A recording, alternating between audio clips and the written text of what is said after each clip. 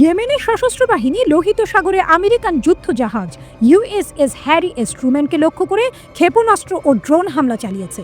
এটি ইয়েমেনের ওপর আমেরিকান আগ্রাসনের প্রতিক্রিয়া এবং ইয়েমেনি জনগণের ওপর সংগঠিত অপরাধের প্রতিশোধ হিসেবে করা হয়েছে। ইয়েমেনি সশস্ত্র বাহিনীর মুখপাত্র ব্রিগেডিয়ার জেনারেল ইয়াহিয়া সারি জানান, ইয়েমেনের বিমান ও ক্ষেপণাস্ত্র বাহিনী ইউএসএস ট্রুম্যান এবং এর সহযোগী যুদ্ধজাহাজকে লক্ষ্য করে কয়েকটি ক্রুজ ক্ষেপণাস্ত্র এবং ড্রোন হামলা করেছে। ইয়েমেনি সশস্ত্র বাহিনী তাদের বিবৃতিতে বলেছে, শত্রু ইয়েমেনের সামরিক সক্ষমতা রোধ করতে ব্যর্থ হয়েছে, যা অব্যাহত প্রতিরক্ষামূলক অভিযানের মাধ্যমে স্পষ্ট।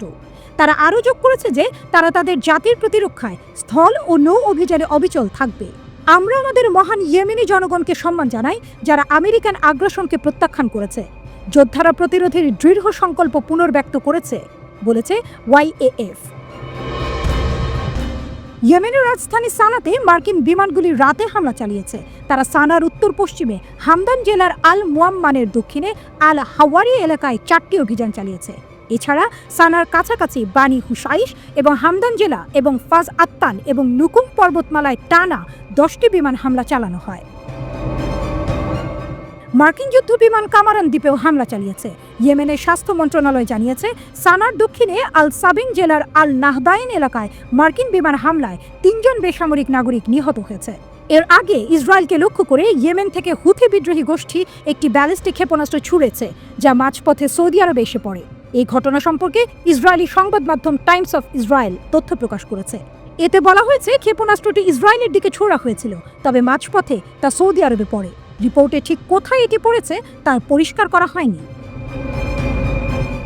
ইসরায়েলি সেনাবাহিনী জানায়, তারা ক্ষেপণাস্ত্রটি শনাক্ত করতে সক্ষম হয়েছে, তবে ইসরায়েলে কোনো সাইরেন বাজানো হয়নি, কারণ ক্ষেপণাস্ত্রটি ইসরায়েলের জন্য কোনো বড় হুমকি সৃষ্টি করেনি।